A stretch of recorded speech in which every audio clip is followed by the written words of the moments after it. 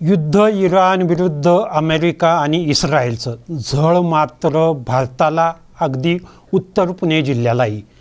हे युद्ध ह्या महिन्यात थांबलं नाही तर पेट्रोल 200 तर डिझेल 150वर जाण्याची शक्यता. हो, अगदी बरोबर. सध्या इराण विरुद्ध अमेरिका आणि इस्रायल युद्धाची आता फक्त झळच भारताला पोचली असून काही दिवसात ते शमलं नाही तर त्याचा मोठा फटका बसण्याची शक्यता आहे. त्यात जगही होरपळणार आहे.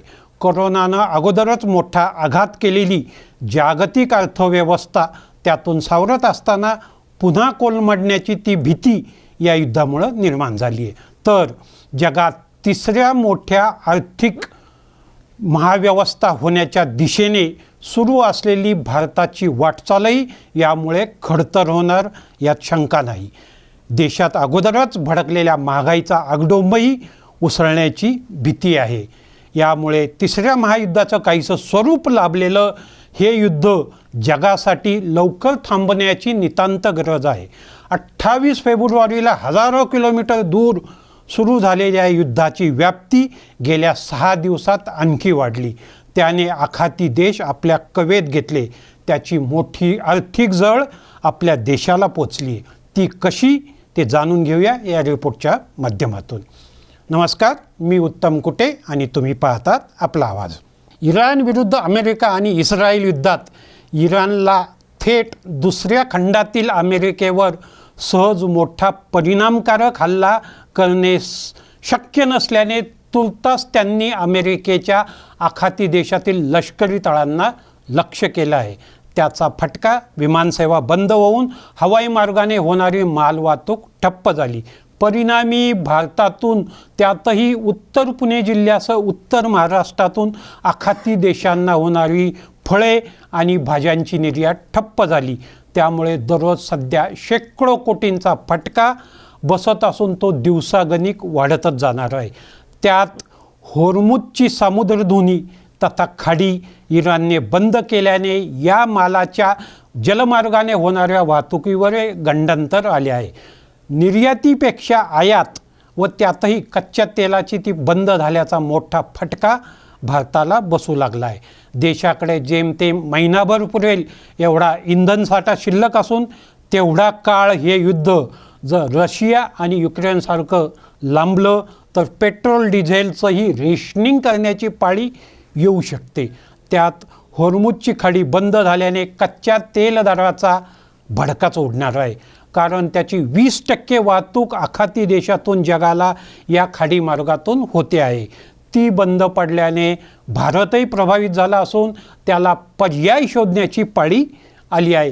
प्रति बॅरल कच्च्या तेलाचा भाव 10% आत्ताच वाढला असून तो हे युद्ध येत्या काही दिवसात थांबलं नाही तर तो दुप्पट म्हणजे $150 प्रति बॅरल होण्याची शक्यता आहे. तसं झालं तर भारतातही इंधनाचे दर भडकून ते दामदुप्पट होतील.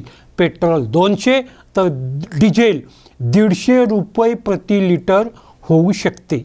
घरगुती गॅस सिलेंडरचा भाव हा 850 वरून 1,500 जाऊ शकतो. एकूणच इंधन दरवाढ झाली तर वाहतूक खर्च वाढून अगोदरच भडकलेली महागाई आणखी वाढू शकते.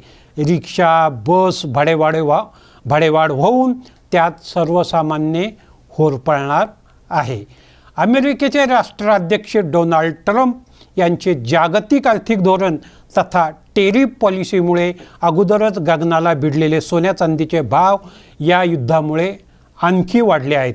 1.5 लाख प्रति तोळा सोने आता $2.25 लाखाकडे तर चांदी ही $3.25 लाख किलोके वाटचाल करू लागली आहे. त्याचा मोठा फटका लग्नसराईत सर्वसामान्यांना बसतो आहे.